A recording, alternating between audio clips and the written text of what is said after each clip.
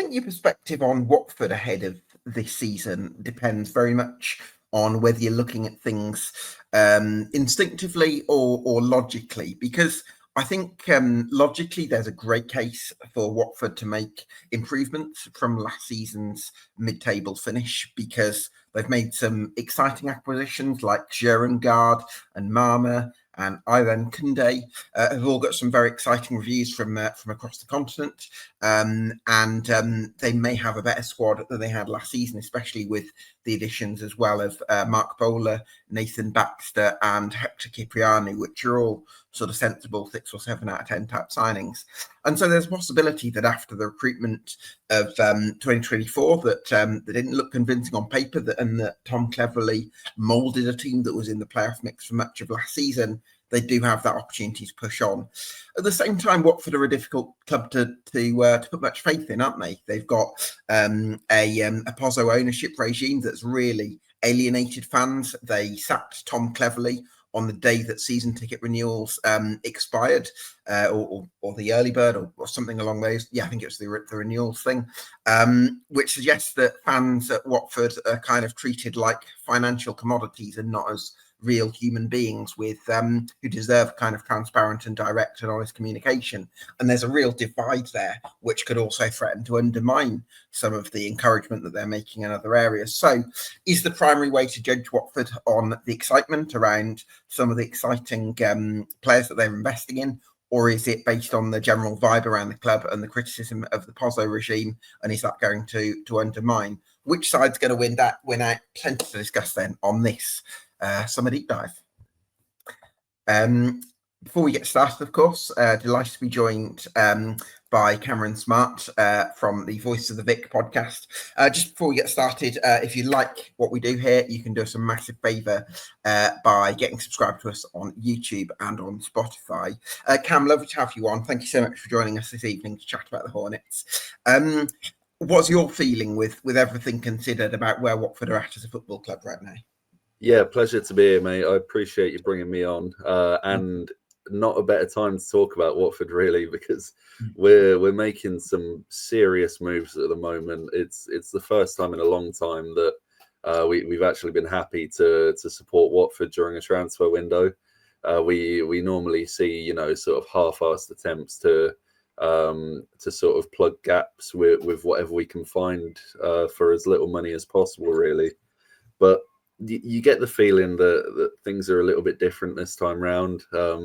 It feels like there's a bit of money there, and there's a lot of sort of politics going on behind the scenes with Udinese being sold, and potentially that means that there's money to spend, and evidently there is money to spend, because we've signed quite a few players already. We've done our business early, which you're always hearing quotes from the CEO, Scott Duxbury. He's saying, "Oh, you can't get your business done early because you've got to wait for all of the Premier League clubs to, decide who they're keeping and letting go and stuff like that." And you take that point, and fair enough. But now this window makes that look like a poor excuse, because we have got everything done that we need to, pretty much, and we couldn't be more ready going into this season. We've got an actual full-on squad, rather than just a few sort of great players in the midst of a load of crap, basically. So yeah, really, really positive feeling around the club at the moment. Obviously, despite the horrible start to the summer with Tom cleverly getting sacked, and I've not forgotten that, and that's why I'm glad we've got a Plymouth Green away shirt, because I'll be supporting them as well this season. I'll be rooting for them to get one over on Luton as well. So yeah, they obviously started with a sour taste this window with cleverly going, but I don't think anyone expected us to be feeling this happy about where things have gone. Yeah, so we'll definitely come on to some of those encouraging signs in more detail. I put a lot of stock in ownership regimes that can have uncomfortable conversations with fans, that can address why they make certain decisions and accept the disappointment of fans, and really open up that conversation. And I think that's a really important thing for the unity of a football club, to be strong in tough moments if you've got that transparency and honesty from the ownership. And so the fact that they've decided to sack Tom Cleverley, who did a good job last season with a really poor squad, a bottom six squad that he was given, did a brilliant job, galvanised the place in really difficult circumstances. I think he deserved some of the investment that's been coming this summer rather than last summer's. And so not only the decision to part company with Tom Cleverley, but to do it when the renewals expire, and to sort of almost, I think it's a bit of an FU to the fans, to be honest. That sort of, you're only important to us in terms of your ability to put money into the club by buying season tickets. And other than that, we don't care what you think. We're just going to do what we want to do anyway. I really don't like that, and that's one aspect of the club that I would have to challenge at this point. Yeah, you couldn't be more spot on there. I mean, it felt like it felt like something that was coming, and you knew it would happen any day. But to do it on that day, it feels like a proper bite on the arse, really. It's not what you want to see from a club that calls themselves the original family club. It's not how you treat your fans, and it's a real good thing that they have sort of put their money where their mouth is this window, and sort of covered that up a bit, because if we were sort of heading for another lackluster transfer window, I think it'd be over for Gino Pozzo at Watford. I think, you know, the fans would finally see what they're doing to us, how they're treating us. They'd see that, and they'd do something about it finally. And it would be sort of a really, really toxic place. But thankfully, it's turned out to be quite the opposite of that, and we feel like we're sort of on course to get our club back. But I'm not going to forget the decision that they took at the start of this window, and it really does leave a sour taste for me. I'm still really unhappy about it. Sure. Why do you think, Cam, that the Pozzos are investing money this summer, whereas they didn't last year? Do you think there's been well, I mean, I suppose there's a number of things. Firstly, there's selling Udinese and possibly more Watford going up on their priorities a little bit. But also, I'm wondering, do you think there's a case of, because some of the signings have been investments? Okay, I think Sturmgard's the one that's on loan, but there's 20-year-olds that you're bringing in that you're thinking you can become long-term assets for the club.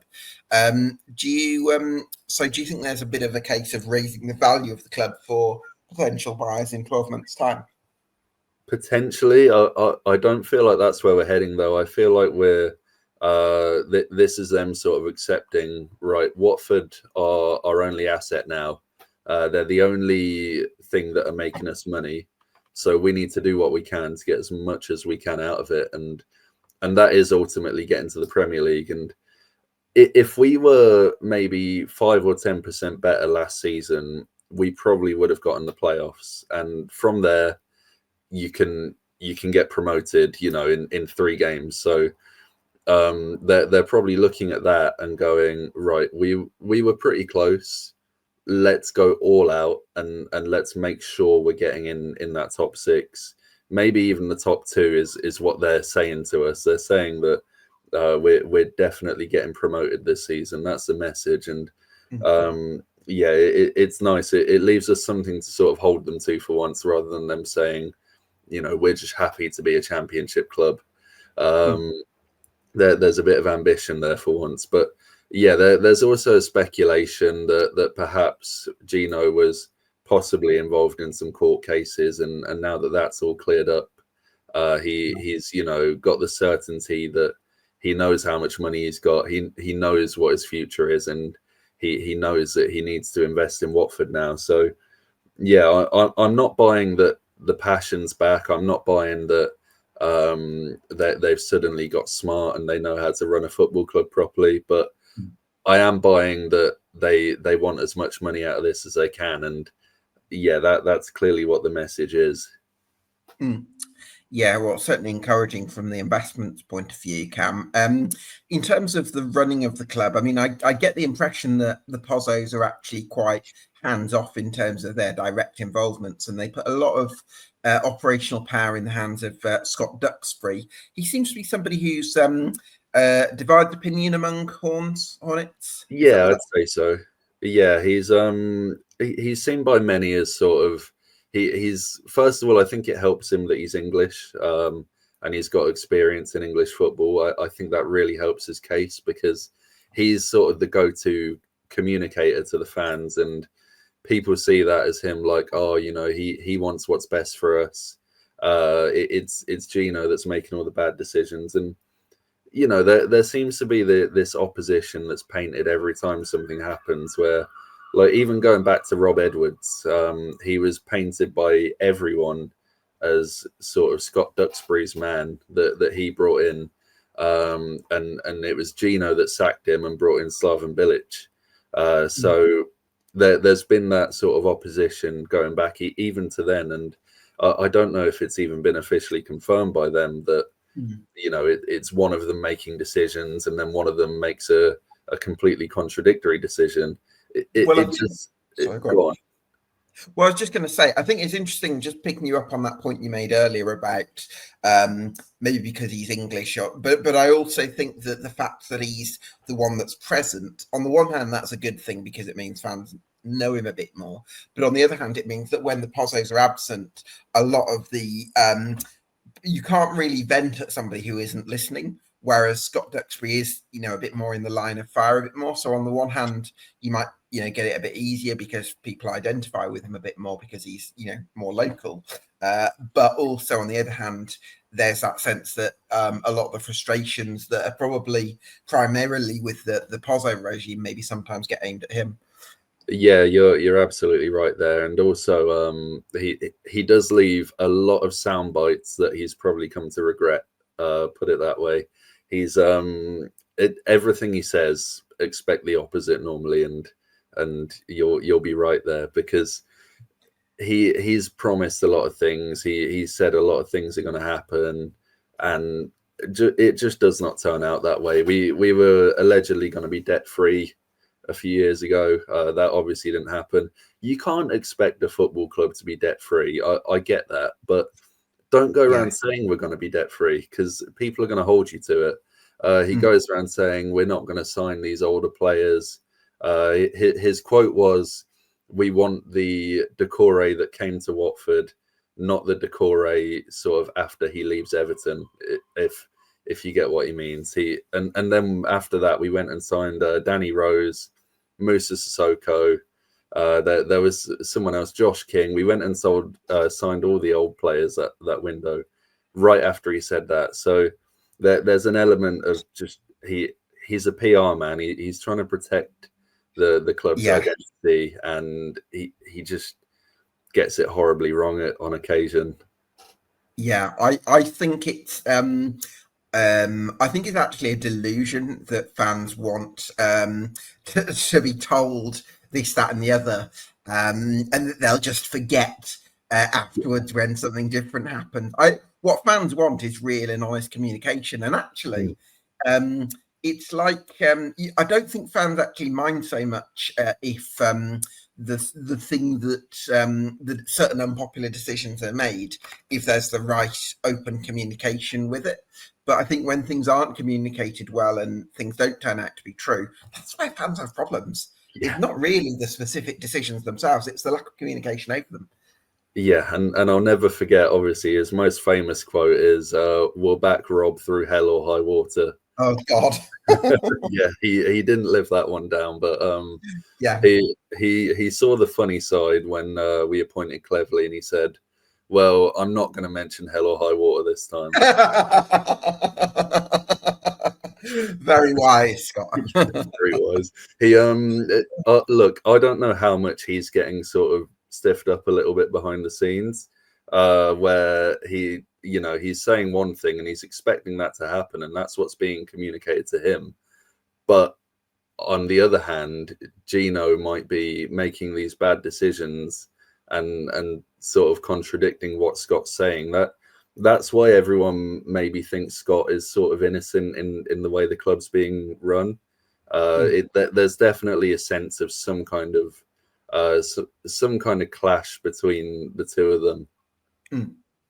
Yeah, I think there's probably a truth in the middle where I think the primary issues lie with Pozzo's, because I think normally, things are at the top.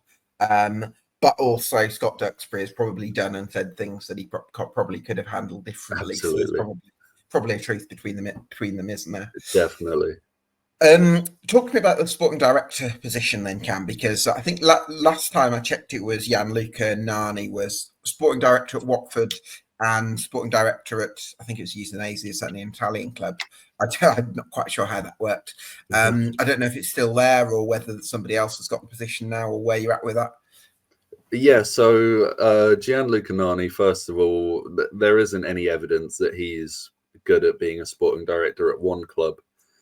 Never mind being a sporting director at two clubs at the same time. And yeah, you could sort of see that last season with how that transfer window went. It looks like he has got a new... to be a day-to-day presence at both clubs, isn't it? That's the thing. Yeah, is he flying every other day? I don't know. It's strange. But he actually got a contract extension at Udinese. Now, that might be so that he gets a hefty payout when the new owner comes in and sacks him. But as it stands, he's still the director at both clubs, which, I'm not fully on board with that. Look, in my eyes, a multi-club ownership, it should be two clubs that are perfectly aligned, which in that sense, it makes sense to have the same guy making the footballing decisions at both clubs. I get that. But that's not how we do it. We're not perfectly aligned with Udinese. We do things entirely differently to them. So in that respect, it doesn't really make any sense to have the same guy running it. Maybe you have if you could take the sporting director's job at Granada. Well, the episode of the Mrs. Doubtfire scene where someone's running around trying to do different.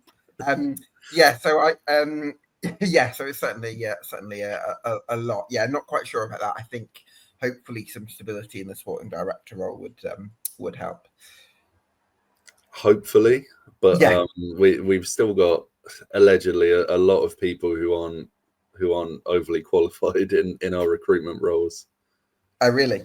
Yeah, there's one guy there who was deemed not good enough for Doncaster when they got relegated to League Two a few years ago, and they had him then, and they were like, we don't want this guy, and then we just picked him straight up, and he's still there now. So yeah, look, it doesn't sound like we do the right things behind the scenes recruitment wise. It sounds like to be fair, I think Doncaster, when they're relegated, had like a National League North budget, so I think that might have been difficult. But yeah, I take your point in general. It sounds like that's definitely, recruitment has definitely been an area that's felt a bit disjointed, perhaps. Definitely, and that's why it's such a surprise this year that we've pulled all of these signings out of the bag, because it's not like we're plucking gems out of nowhere. I mean, we have done that to an extent, but we're signing players that other clubs want, and we seem to have some kind of bargaining power that we haven't had for a long time. I'm looking at Hector Cipriano going on a free. There must have been a host of Championship and League One clubs after him. Now, you've got to say that we've done something to differentiate ourselves from all of those to him. And he's a Watford fan, isn't he? And he's from the air. Is that? I know that we had, I think it was his brother was in our academy like 3 or 4 years ago, but I didn't know that he's a Watford fan. So I think he must be a Watford fan, yeah. But yeah, there were rumours that obviously Nestoria and Kunda, there were rumours that he rejected quite a few top flight clubs, and there's also who was it? Do you mean across Europe? Or... Yeah, across Europe. I think it was French clubs that were after him. Right. And there was a rumor that Kieramgard, the striker we've ended up with, there was a rumor that he was off to Napoli. Is it OB that he's been scoring a lot of goals for? That's Gerard? right. Yeah, he was the top scorer in the Danish second division, which doesn't sound too promising on paper, but there's a lot of good talk around him, and I think he's Denmark under 21 as well. yeah, I think that's right, and it's one that I am excited about. I obviously can't claim to have watched much of him, but you're not an expert on the Danish second tier, Cam. No, not in the slightest. I've got to say I'm a little bit scarred from the last Danish striker we had, Mileta Rajovic. He was quite something to watch, and I really hope we haven't got a repeat of that on our hands. But yeah, all of the talk around him is really, really good.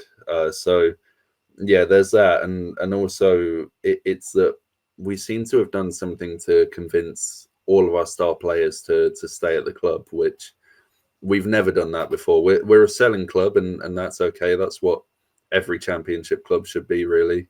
But we're finally deciding that we're going to keep everyone. We're not desperate for the money, and we're going to go all out. Which, you know, that's some decision, and it's testament to what they're trying to do, really. And it's also it looked like Imran Loser was halfway out the door a few weeks ago, but then a rumor came out that he had dinner with Gino Pozzo, and just like that, he wants to stay. So there's clearly must have been a nice dinner. yeah, it must have been brilliant. Yeah,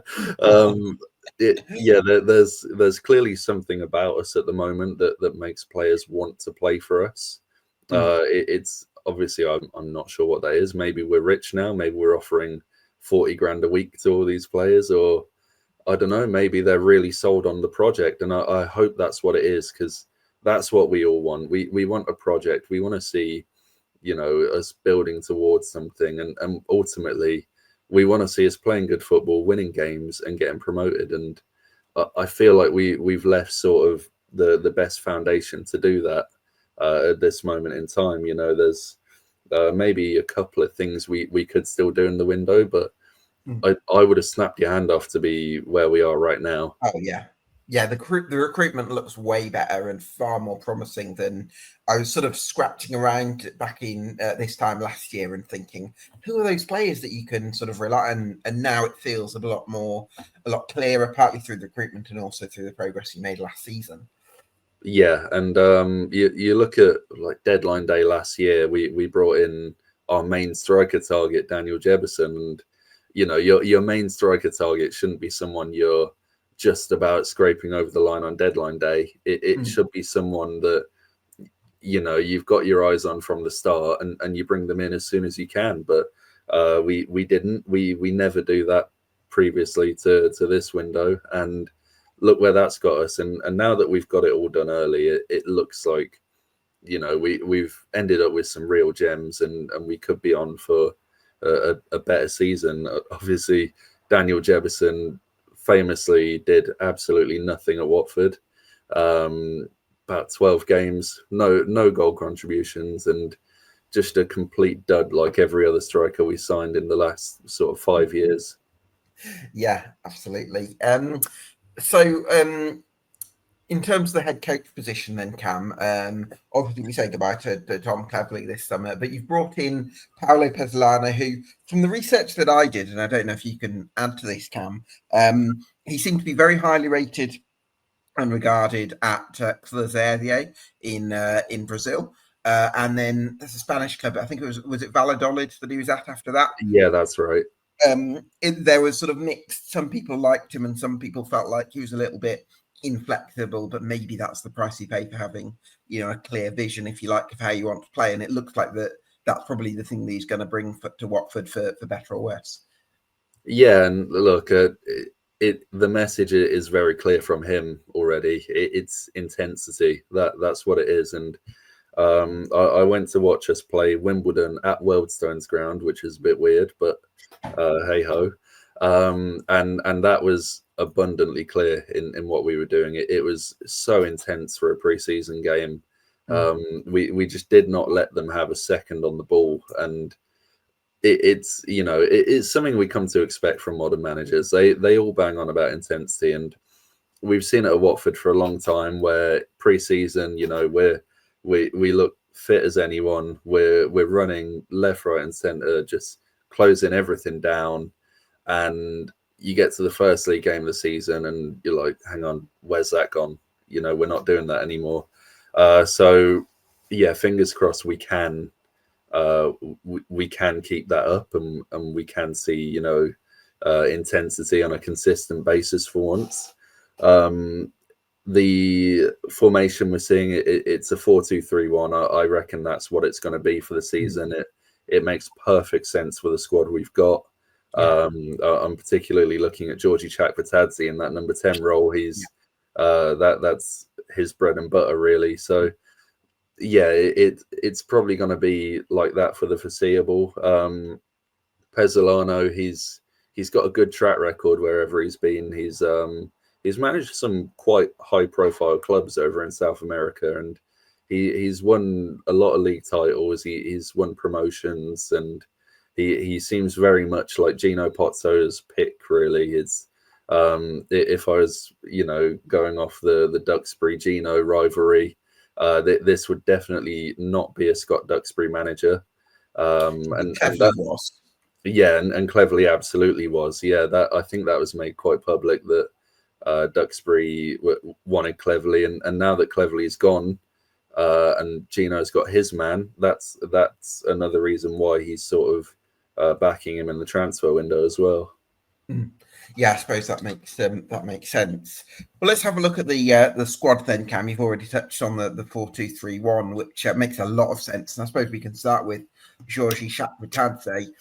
I think if I go back to 2024, Cam, I know lots of Watford fans were really bullish about Chakvetadze and expected him to have a brilliant season, which he did go on to do. I, at the time, was kind of a bit more like, because he hadn't actually started loads of games in the season before. No. I think he'd had a good Euros with Georgia, perhaps, but I think he started something like 14 games in the 23-24 campaign. But as most of you rightly predicted, he came on leaps and bounds last season and brought some absolute ball carrying brilliance to Vicarage Road. Yeah, he looked like the sort of talent that we were missing when we sold Yasser Asprilla. You're thinking, who's going to be the one to step up this time? And everyone's sort of looking at Chakvetadze there, and Cleverley played him in a position that just suited him right down to the ground. We had sort of a 3-4-2-1 going with two number 10s, and Giorgi occupied that left number 10 role, and it was just perfect for him, and it was a perfect springboard, really. For him to catapult into a top championship player. And he went a bit under the radar at times, I feel. One, because he probably should have scored a lot more goals than he did, and he could have had more assists than he did if we had a competent striker. But look past the goal contributions, the guy is unbelievable. The way he moves with the ball, I've said it before, he's not got a bag of tricks to him, but it doesn't matter. You can't get the ball off him, and he is going past you no matter what. The way he carries it, and he just uses that sort of upper body strength. It's like no players carried the ball in a Watford shirt that I've seen personally. So he does those kind of horizontal carries as well, where he sort of seems to kind of glide beyond opponents and find space. Is in different places, which makes him such a difficult person to pin down, because with the horizontal runs, although you're not sometimes directly penetrating, into those dangerous areas, you can almost find spaces that opponents wouldn't have predicted, which makes him a difficult player to stop, I think. Yeah, and that's what's important with him. It's important to get him on the ball. It doesn't matter where you play him. He needs to be on the ball, even if that means putting him a little bit deeper. So yeah, he is a very smart player with the way he moves, and that's why that number 10 role is just going to be perfect for him this season. It gives him the freedom to sort of do what he wants, pop up wherever he wants on the pitch, and I have no doubt we'll be able to get him on the ball with ease this season, and he's going to be fantastic if he does stay, because he could still leave. Well, There's no rumors at all about him leaving at the moment, but I just feel like we could be hit with, a 30th of August dagger, and he'll be yeah. off. But you know what? I mean, again, if somebody comes in with an offer that you can't refuse, then sometimes you've got to. That's how sustainable clubs are run sometimes. So Absolutely, yeah. yeah, absolutely. So the goalkeeping department then, Cam, it almost looks too good in a way, because you've got Selvik, who I think is pretty good. I think he had a stint with you last season. You've got Bachmann, who's been there for quite a long time and is a pretty good championship goalkeeper, I think. And then you've also got Nathan Baxter, and there's no way he's come in to just be third choice goalkeeper, because he's actually played very well in League One at times in the last couple of seasons, and has a really nice up and coming profile as well. So I'm wondering if there's going to be a departure in the goalkeeping area. Yeah, and there absolutely is going to be a departure. We've even heard it from the club themselves that Daniel Bachmann is going to be leaving. There's nothing in place or anything, and the club haven't said that in an official manner. But he is absolutely going to be leaving. We don't know where. We don't know who's going to pay for him and take that wage. But someone is going to land Daniel Bachmann this season. I really feel like it's going to be Wrexham. Don't know why. Yeah, goalkeeping department. Been a long time since we've been able to say that we're any good in that position. You had Aurelio Gomez in the mid-2010s, didn't you? Yeah, that's right. And just after him, Ben Foster for a couple of his years here was very, very good.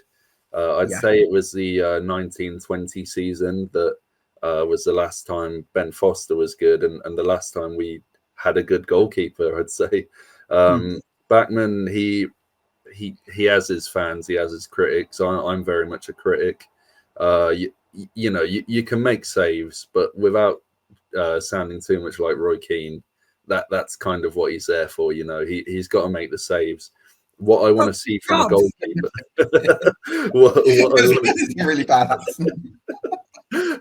What I want to see from a goalkeeper is someone who can do a little bit more. Someone who can stop crosses, because that's what it's all about now.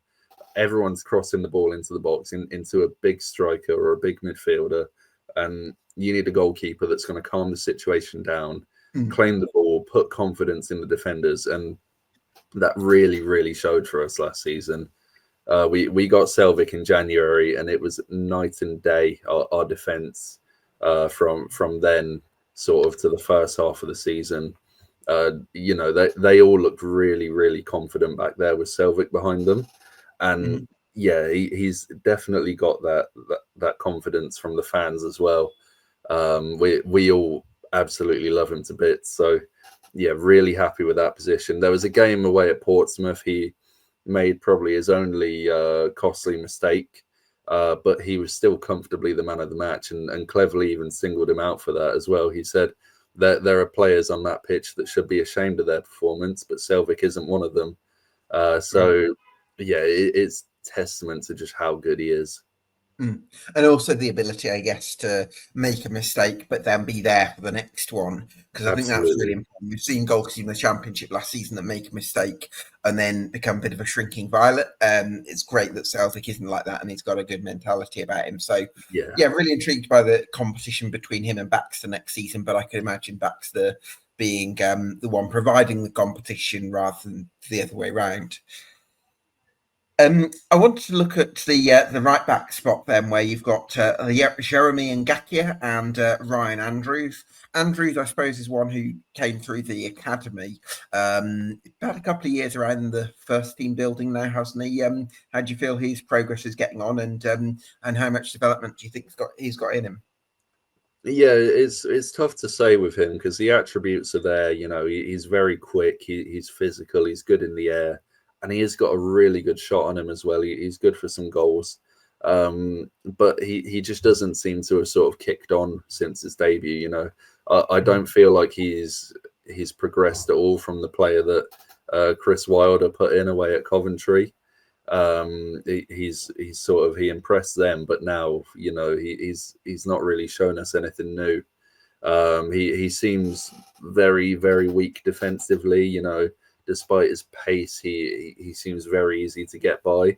And do you think, though, because of his pace and strength, that's something that could easily be worked with? Because a lot of the time, if I see a fullback who's good defensively, often I feel like 90% of it is their pace and strength. And actually, maybe with Ryan Andrews, the intelligence side and spotting runners and getting a bit tighter is, could just be that extra 10% that needs a bit of tweaking. Yeah, I don't see why not. I think he's got a lot of potential in him. Like I said, he's got the foundation to really kick on with his physical attributes. It's that defensive sort of mindset he's got where he seems to get beaten once and then he's done for the rest of the game. That's it. Right. And yeah, it's definitely a confidence thing, I think, but it's also. Do you think man management comes into it? Do you think? I mean, I don't know, because Pezzolano's probably learning the language or whatever, and might have a bit of an adjustment. Is there a coach on the coaching staff that you'd think he could have a word, if you like, with Ryan Andrews and just kind of be that sort of mentor, if you like? I'm not aware that we have any English people in our coaching staff. I'm sure there is someone. We've got Alberto Garrido, who was brought in last season, and he was a Real Madrid youth coach. And I would imagine he speaks English, and there's probably a few others in there. Do you know what? While we've hit on that, Cam, I would love to hear the rest of that, but it does seem like, just looking at the squad at the moment, there isn't actually that type of, as well as the coaching staff thing, there isn't actually that Tom Cleverley, if you like, in the dressing room who could maybe have that influence. Is that something that sort of you're a bit apprehensive about? Definitely, yeah. We've always loved our sort of our Tom Cleverleys, our Dan Goslings, our Ben Watsons over the years. Craig Cathcart, definitely. And I feel like we're missing someone of that mold. There isn't a lot of experience in there, much less an experienced sort of championship player.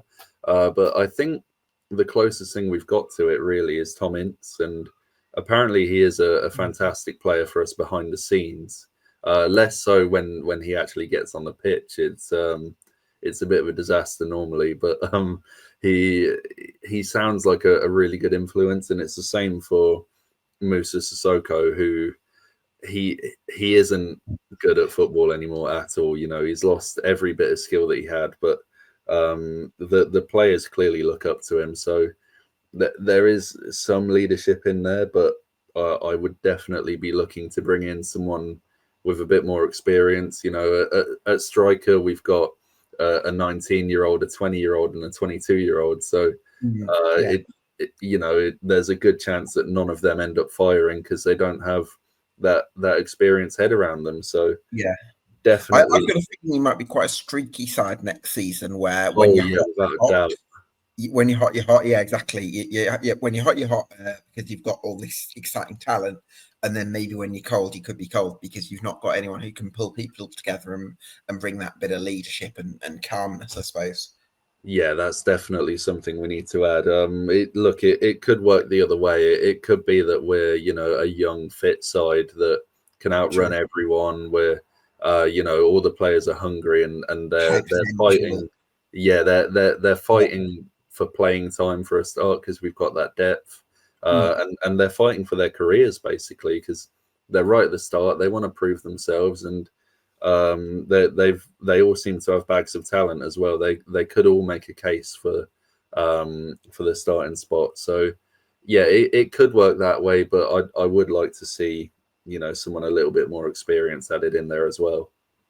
Yeah, that makes a lot of sense. Where are we at with Jeremy Ngakia, Cam? Would you make him your first choice right back at the moment, or would you go with Andrews because of that because of his age and sort of potential? On paper, you would want sort of Andrews there being the academy lad with the pace and the physical attributes, but every single Watford manager has favoured Jeremy Ngakia over him, and you can sort of see why, because even though he is inconsistent, he's a little bit weak at times. He does give us something going forwards. He's good at keeping the ball. He makes the right decisions in the final third, and he seems to have like a cooler head on his shoulders than Andrews does. So yeah, there's a good case for Ngakia to be the starting right back. But I would prefer it if we brought in someone new, to be honest. I feel like for where we're trying to be and for where the rest of the squad is, right back is definitely the position you're looking at as sort of the weak link, and that's why I'm a little bit gutted we missed out on Ashley Young as well, because I feel like he would have just slotted straight in there and improved us, and he would have also added that experience and leadership that we need. Yeah, well, he was very good for Watford, wasn't he, in the was it Premiership then, or Premier League? Premier League season maybe under 06-07 under Adi Boothroyd. He was part of that squad, wasn't he? And then he went to Aston Villa. Yeah, a little bit before I started watching, but yeah, he I think he tore up the Championship with us and did very well in the Premier League as well. Yeah, absolutely. So will be a slightly different proposition at this stage of his career. Yeah. But again, I like the idea of that sort of that leader. I think you can do with that bit of experience sometimes. So in terms of central defence, then you've got Matty Pollock, who's although he's still reasonably young, I imagine he's about 23 or something at this stage. 23, spot on. Thank you. He's actually got quite a lot of experience because he started out at Grimsby in sort of made his debut for them in December 2019. So actually, he's got 6 years of experience under his belt. So in terms of that metric, you're probably looking at almost a peak age defender, if you like, or slightly off that. So and he's really aggressive defender, isn't he? He's a big lad. He's doesn't mind putting his head where it hurts. Happy with the last 12 months from Matty Pollock. Definitely, yeah. Big breakthrough season for him last year, and it's exactly what he needed. He's definitely propelled himself to be a fan favourite. When we talk about who should be the captain, he's normally the first name that's mentioned, and he is very vocal. He's been open about how he wants to be the captain as well, and I think he has worn the armband a few times. Huh? He'd be a good captain, I think. Yeah, I think so as well. I think he's the exact kind of player that could be captain. My worry with him is he maybe second half of last season he was very inconsistent. There were a few lapses in judgment, and he maybe looked a bit uncomfortable with the position he was playing because he was left centre back, and he just did not look comfortable there. One of his strengths is his ability on the ball, and that sort of suppressed that. And yeah, I do worry that we're going to go into it again, playing him on the left side. That's something I'd look to address immediately. We definitely need another centre back, and for me, they have to be left-footed. It's just a non-negotiable for me.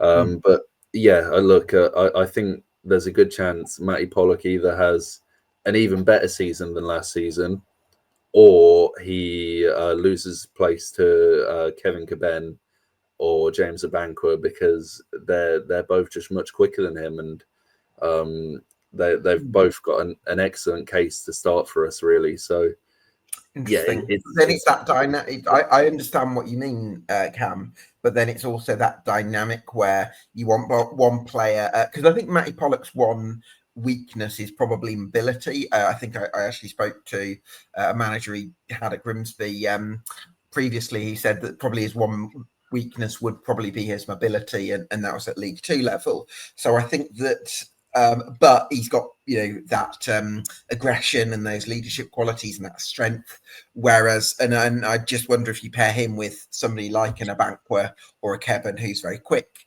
then that could be a nice combination. But then there is the left-footed balance thing in there as well. So I mean, if you do bring another centre half, you'll have plenty of competition there, because you'll have 4 players that would be wanting to start. Yeah, and there's also Ryan Porteous there as well. No one really knows what's going on with him at the moment. Obviously, he spent a bit of time at Preston last season, and you sort of got the impression that his Watford career is over. But he's been. It's weird, though, isn't it? Because he made, was it the second half of the 23-23 campaign and maybe the 23-24 season where he was actually one of your better players for a while, wasn't he? I thought so. He's one that has always split opinion, really. He's definitely got mistakes in him, like very, very silly mistakes in him as well. Just the most avoidable ones you can imagine. On a bad day, he's a complete calamity. But on a good day, I really like him. I think he's really helpful to us sort of going forwards as well. When he sort of presses high, which is weird for a defender, but he wins the ball back in some good areas, and he can be quite smart with his ball playing. So look, not one I'd hate to see playing for us, but I just feel like it's best for all parties if he moves on. Yeah. I also think if we look at it from his point of view, Cam, he's probably too good to be fifth choice centre half if you're only playing two of them. So. Definitely, yeah, and he's got potential. Well, I mean, he plays for Scotland, and he'd probably want to keep that up. But he's got the ability to be a top championship defender. I've got no doubt about that. I just don't think that's going to be here with all the options we've got at the moment. I think that makes a lot of sense. So if we have a look at the left back spot then, Cam, you've got Mark Paulo, who was a pretty steady Eddie for Middlesbrough for a while and then has since spent some time in Turkey and done quite well. You got James Morris, who showed a little bit of promise early on, but then seems to have dropped off quite significantly. And then you've got Wiley on loan from Chelsea. Yeah, this position is the big thing for me that sort of shows they're learning from their mistakes recruitment wise. We've gone into it every year with a starting left back and then James Morris. So it goes from a decent championship player down to someone who's sort of got their chance from the academy and hasn't done horribly, but isn't anywhere near a championship footballer in my opinion. It's nice to have sort of a player in between where you've got your starting left back and then you've got Mark Paulo, who, like you said, it was a steady Eddie for Middlesbrough, and looks like he could start for a championship club. So yeah, it's good that we finally got that depth. Caleb Wiley, he certainly looks a lot better than any of the other left backs we've had for a long time. We've got a very small sample size because I mean that loan was bizarre last season. He came into it in January and he was out until April, and we knew that when we signed him. So it was really strange. But it sounds like the deal to bring him back has been on the cards for a long time, maybe even since we signed him in January. Who knows? But yeah, they only just announced that today. So yeah, he's if we can keep him fit, he's going to be a really good left back for us. I've got no doubt, and maybe even one of the best in the division. Well, let's hope that's the case, and certainly if that does turn out to be the case, then you have got that just a nice option to have where if you need to bring in somebody, you need to give Wiley a rest from time to time. You've got that option to do so, which should strengthen the squad, and then. Morris, wondering if you're not going to be able to offload him into summer, maybe loan him out to League Two and just get some momentum in his career because, I think he might need that at this stage. Yeah, I think so. I don't think he's sort of done anything to prove that he deserves to be at this level, with all due respect to him. But he sort of stumbled into it because he was signed to fill a gap in the academy and we ended up having no left back. So he played a bit, he got a contract extension, and he's been our backup left back for too long, really. And yeah, there's been links with Leyton Orient, but I do feel like we're going to keep him. So in terms of midfield, you obviously mentioned 4-2-3-1. So that would mean that there's two midfield spots with the options being Hector Cipriano, Musa Sissoko, Eda Kiambe can actually play as a 10, can't he? So either or. I think Tikvich and Tom Daly-Bashir, though. And remind me, is Duomo an attacking midfielder? I've not actually seen Duomo. So well, we haven't seen loads of him. He looks much more a defensive midfielder. Okay, right. So with that in mind, let me just have a look. You got 3, 4. So you've got Cipriano, Sissoko, Kiambe, possibly Ince, Duomo, Tikvich, and Deli Bashiri. So what's that? 6 options. You're missing out Imran Loser as well. Of course, He'd yes. definitely be sort of one of the deeper ones rather than the number 10. And with Tikvich, I think he's definitely a centre back option, but I think he's going to be shipped out anyway. And I actually think we'll see Sissoko used as a number 10 if he does play much.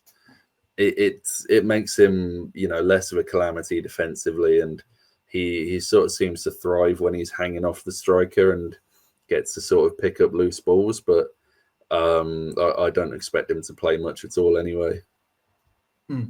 So you're right. Quite right to mention Imran Loser after. It seems to be one good season and one drop off, doesn't it, for him? Like, because it was the 22-23 season where he was one of your best players, and then he had the 23-24 season where he was pretty poor and couldn't sort of live up to it. The expectations that he had set for himself. And then last season, he was back to being one of your better players again, and you've managed to retain him. So hopefully he can make it. I guess 2 out of 3 ain't bad, as Meatloaf would say. Yeah. Look, with Loser, I rate him so highly, and I think he's one of the best midfielders in the league. Definitely one of the best passers in the league. The guy can ping a ball, but I think people forget that he's been very inconsistent across his Watford career. The message seemed to be that if Cleverley stayed, Loser would definitely stay. If Cleverley went, Loser wanted to leave, and it did end up that he wanted to leave, but obviously Pozzo brought him back round. But yeah, with Loser, there's always the chance that he's going to have a bad season, and it sort of hit me when I was watching that pre-season game the other week.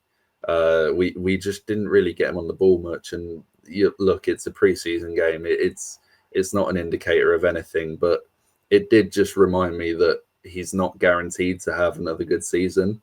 It's all well and good keeping him, but you've got to make sure you can do what you can to give him, the support to play well. And look, a lot of managers have tried to play Loser further forward. Ishmael did that. I think Roy Hodgson did that. I think Bilic did that as well. And it just doesn't work. He goes missing. But when you play him deeper, you get him on the ball all the time, and he thrives. He loves playing deeper, and I really hope that's what his role is going to be this season, because if it is, then hopefully he's going to do really well. So I suppose the shoe-ins are Chakvetadze in the 10, who we mentioned earlier, and Imran Loser in that deep-lying playmaker role. So I guess the kind of the other remit, I think, as I would see it in midfield, Cam, is probably maybe a box-to-box profile, somebody who's physical but who can break up play. And I suppose if I'm looking at the squad, you've got maybe Hector Cipriani who could do that, and Edu Kiembe would be the ones for that role who stand out to me. Yeah, I suppose maybe Tom Derry Bashura in the mix as well. Yeah, I mean, I personally see Edo Kayembe either leaving the club, hopefully, or playing solely as a number 10 this season. I just feel like that's what his role would be. With that second midfield slot, I feel like there's going to be a big emphasis on second balls and physicality. And yeah, it looks like Cipriano is going to be sort of the first choice there to partner Loser. I'm going to say it now, though. Pierre Duomo looking really, really good, showing some really promising signs, and just looks like he's got a bit of everything to his game. He's only, I think he's 20, 21. And I feel like this is going to be a big breakthrough year for him. There was a big reluctance from Cleverley to give him game time because of his age and his lack of experience. But now that we've maybe got a foreign manager who's looking at intensity, it's possible that Duomo is going to get a lot more of a look in, and we're going to be all the better for it, because I rate him so highly. And yeah, I like our options there. I think there's a couple of players, you know, Kayembe, Deli Bashiru, who might well be out the door and probably aren't good enough anymore. But the options we do have that are good enough, they're really, really good for us. And yeah, it's a position that we're looking good in. Sounds hopeful. So in terms of the right wing, Quadro Bar's come out of nowhere 12 months ago to having the best season of his career. And I think that's something to be really excited about. Do you know what I loved, Cam, about him last season is, you know how lots of coaches often try and basically pin players down into certain positions and certain zones and almost overcomplicate it so that, you know, the team can look very regimented and almost a bit static at times. I like that Tom cleverly said, you know what, the strength of my squad is the ball carrying ability of Giorgi Chakvetadze, is the ball carrying ability of Quadro Bar. I think you had Festi Bosele. Yeah. So players who are really good ball carriers. And giving them that freedom to express that ability. I think that's partly what got the best out of Chakvetadze, and I think that's why Bar was able to thrive, because he showed it at Rochdale at the start of his career. As a ball carrier, he can be a really difficult player to stop. Yeah, I'm looking at Bar and I'm saying you don't need to give him anything and he will thrive. The guy is a complete cheat code. You could, you know, you could put him right wing, not really give him any service, and eventually the ball will just fall to him and you'll end up with a good chance in the opposition box. The guy is ridiculous, and you know the way he sort of improved himself, you know, fitness wise, and he's really bulked up over last year's preseason. That's what sort of made him the player that he is now, and it's, you know, it's brilliant that we've got this player that, you know, he's come out of nowhere. We've shipped him out on loan 2 or 3 years in a row, and he's come back and he's made himself just an undisputed shoe-in to the lineup. And there's undoubtedly going to be clubs after him. There's been a few rumours already, but I do think we'll keep him. And yeah, he's going to be fantastic. The thing with him is obviously he's still recovering from that injury he had last season. So with how intense it's allegedly going to be, you need to give him a rest. And I'm all for just using him as a super sub, to be honest, because it was so effective doing that last season. So yeah. Now we've imagine Cam, if you're a fullback and you're a bit exhausted going into the last 20 minutes of the game, and then Quadro Bar comes on and like, oh no. On the other hand, his first game back from injury was Bristol City away last season, I think around April time, and they had Ross McCrory playing left back, which obviously not his favourite position. Bar started the game, ran him absolutely ragged. We looked like we would destroy Bristol City that day. Bar goes off injured, and I think it's Edo Kayembe comes on, and it's just night and day. So it's horrible for a fullback to play against Bar. And now that we've sort of got the options there, we can rest him as well. We had 2 wingers last season. We had Quadro Bar and Rocco Vata, and yeah, we ran both of them into the ground. And would you describe Rocco Vata as an out winger? Because from what I've seen of Vata, he's actually very good cutting inside with, you know, that kind of one-touch link play that he does. I actually really like that aspect of his game. Yeah, and so do I. And I'm not sure that he actually is going to be a winger for the rest of his career. I feel like now that, especially now we've got the competition that we do have, he might find minutes as a number 10 this season. He's got everything, Vata. You know, he can take everyone on. He's very sharp. He's good with his feet, but I just feel like he lacks that bit of explosive pace that you need to get past his man, and that's what really separates him and Bar. So I've got a question here, Cam. This does feed into this conversation, but I'm wondering, can any of your centre halves, like the quicker ones, like can a Banquer play right back? Yeah, Abankwah Okay, started his Watford career as a right back and did really well.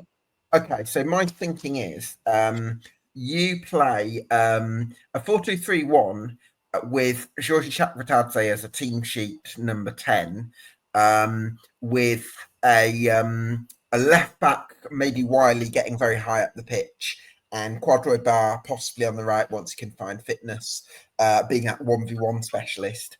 And then Vata even being a team sheet left winger, but becoming basically a second 10, a bit like Ipswich do with their sort of left wingers. And that fits into Chakvetadze's ability to cut inside with that sort of horizontal running as well, more towards the right channel from the left. And that also allows Vata to cut in and be like a second 10 whilst getting width from Wiley on the left. So that would be my thinking on how you might go about things. You know what? That exact sort of formation and lineup did cross my mind, where we can sort of go into it with a 4 that becomes a 3. I'm looking at our right back position and thinking, how can we sort of mask that weakness? And yeah, a lot of people have pointed at Abankwah maybe being a right back, given we've got Pollock and Kevin who can play in the middle. I like Vata playing more in the middle. I think that's where he's best. And yeah, Wiley and Barr can certainly hold the width between them. And then you've got the big man in the middle, which is actually, we've got 3 strikers who are, I think, 6'3" or above. So look, crossing is going to be it for us this season. On paper, you know, it's a very balanced way of playing. It's a good system, and it'll probably does allow us to get our best players on the pitch. Obviously remains to be seen how it goes. We've actually been using our right back as more of a sort of inverted right back in pre-season, where that's interesting. And Andrews has been picking up a lot of positions in midfield, whereas the left back has sort of been holding the width. So it's really interesting to see where it goes from there, to be honest. I can't wait to see how we line up on the first day. There's so many question marks over it.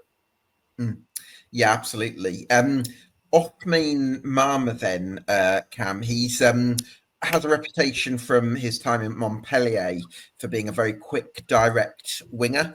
But even, and I think it was Montpellier that he was at, they finished bottom of Ligue 1 in France, and he didn't actually start that many games, but he is Morocco under 20s, I believe, regarded as quite a highly rated prospect because of that 1v1 ability, and seen as quite a high potential player. But I'm wondering if he might be used mainly from the bench initially. Yeah, he's also got a bit of a reputation as a party animal as well. So that's something we've got to... What does he does he sing Mamma Mia on karaoke? Trust me, all of the chants have come up. There's a Bohemian Rhapsody, Mamma Mia, all of them.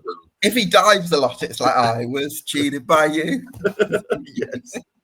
Yeah, one of those will be coming out in the rookery this season. Yeah, look, the rumor with Marma when we signed him was he's going straight out on loan. And then an article came out that he's really impressed everyone in training, and we're going to keep him, and he's going to be an option.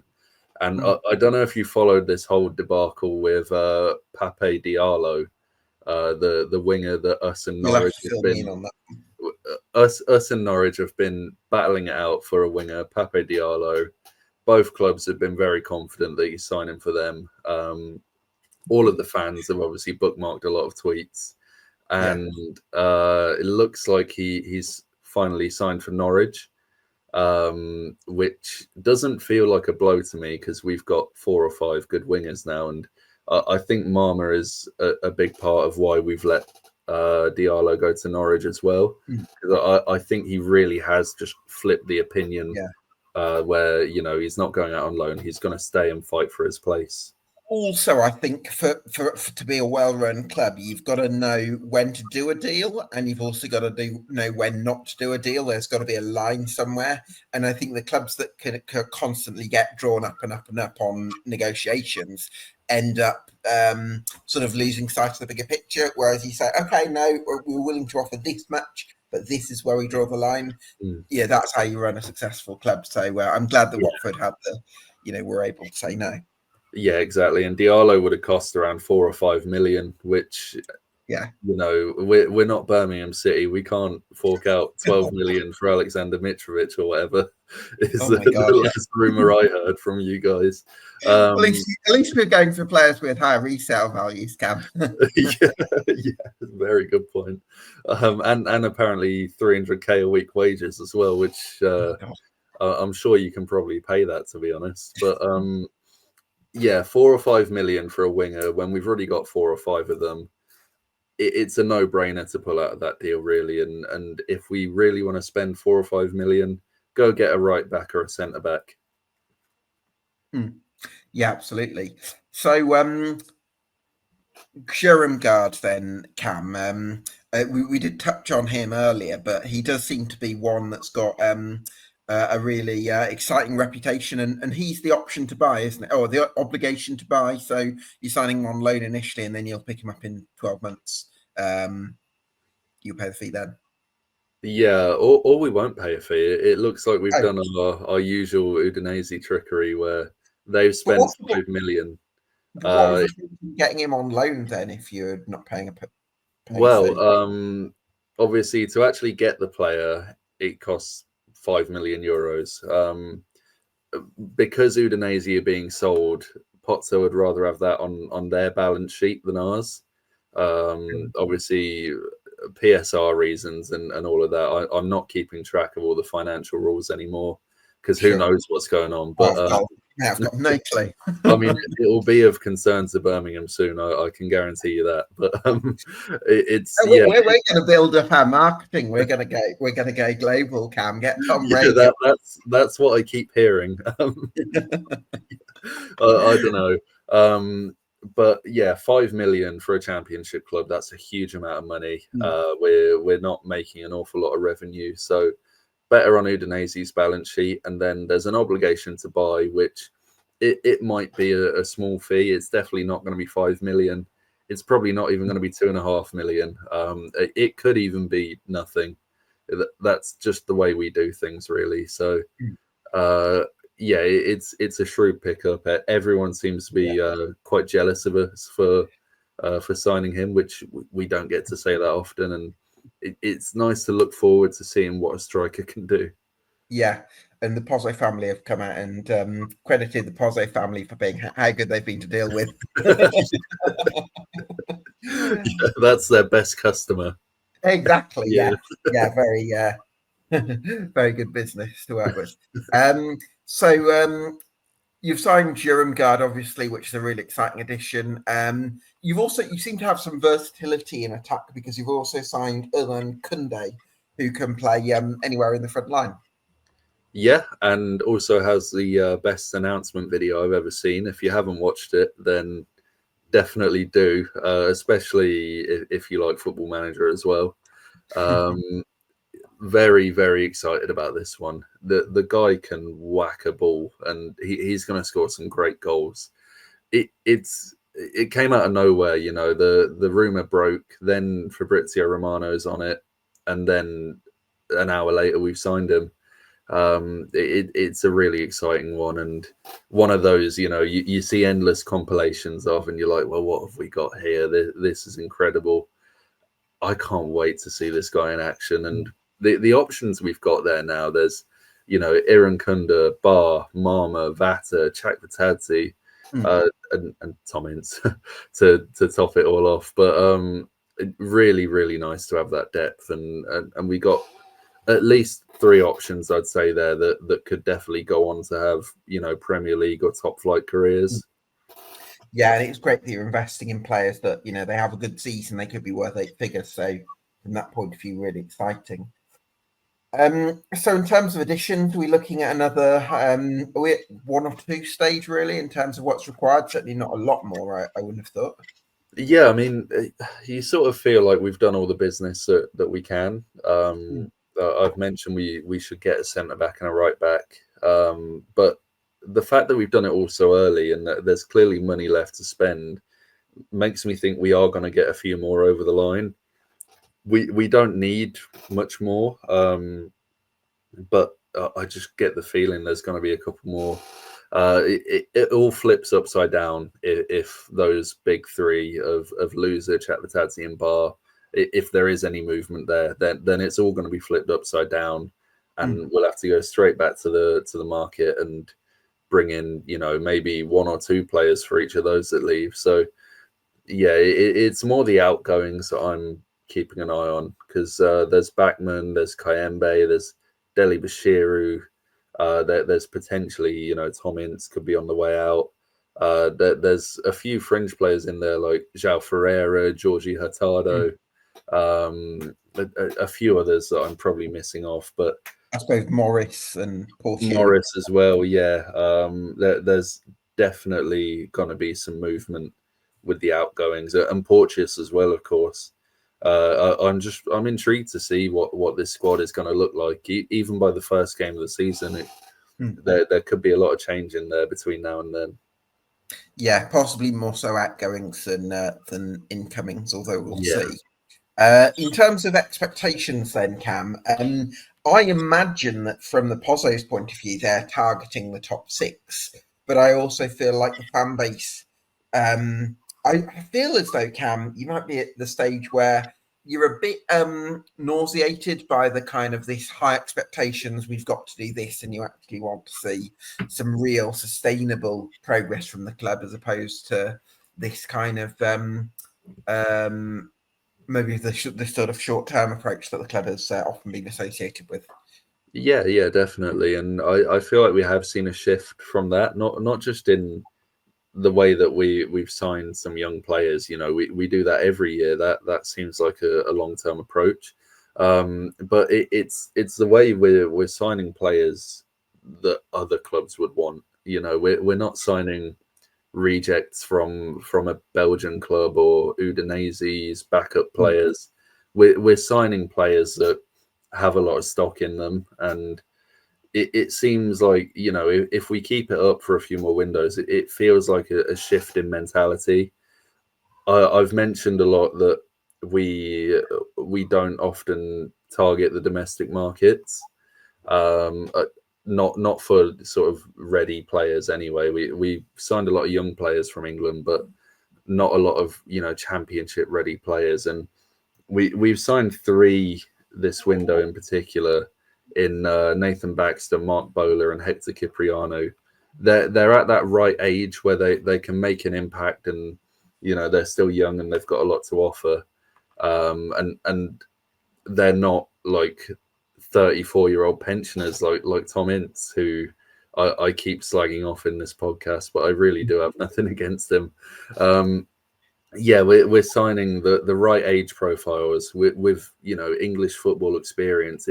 It's something we've never done under Gino Pozzo, and I really hope it continues and it's not just a one-off, because I think those kind of moves define our window, really. Some final quick-fire questions from me then, Cam. First of all, what's the biggest reason to believe in Watford right now? Keeping those 3 players, Chakvetadze, Loser, and Bar, that's massive. It is something we've never done before, and it's a complete shift in what our model is, basically. They also feel like known quantities, don't they? Whereas the likes of Jurumgaard and Mama and Ireland Kunde, they could be absolutely amazing, but because you've not seen them in the Championship, it's harder to put all your eggs in those baskets. Whereas with Loiza, with Chakvetadze, Bar as well, that they're going to be good at this level, and that's a really helpful thing for sure. Yeah, we're keeping them, and we're giving them the support that they really lacked last season. It's such a big reason to believe in Watford. Biggest reason for doubt? That's really tough. Yeah, I don't want to keep slagging off the right back position, but that's definitely an area of weakness. My biggest doubt is that the manager has what it takes to take the squad to where they should be, really, and that's not because I don't think he's a good manager. I just feel like it's a big gamble to bring him in, and it could really go either way. It's 50-50. if he's not got what it takes, then he'll be gone before you know it, and then that derails our entire season, really. So that's probably the biggest question mark for me. And then prediction: where do you think Watford are going to finish? My heart is telling me that we're going to be fifth. I'm buying into what they're telling me, which I shouldn't be doing, but it feels like there's an opportunity this year. You know, there's potential that Leicester are going to have a bit of a slump with everything going on with them. There's obviously, I feel like Ipswich fans aren't too happy with the business they're doing, and they're definitely not a shoe-in to go straight back up. And then there's, you know, other teams in there. Middlesbrough, they're definitely not having a good time of it at the moment. And I feel like clubs are seeing that and they're taking the opportunity.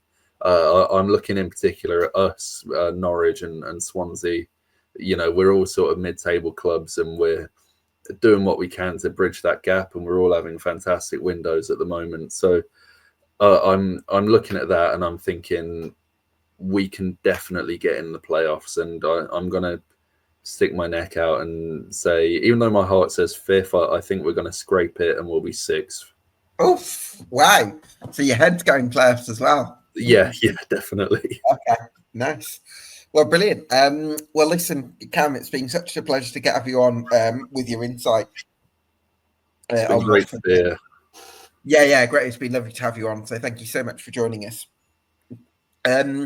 Yeah, well, listen, thanks so much, everyone, for watching. If you like our content, you can get subscribed to us on YouTube and on Spotify. And we'll see you again for another Summer Deep Dive very soon.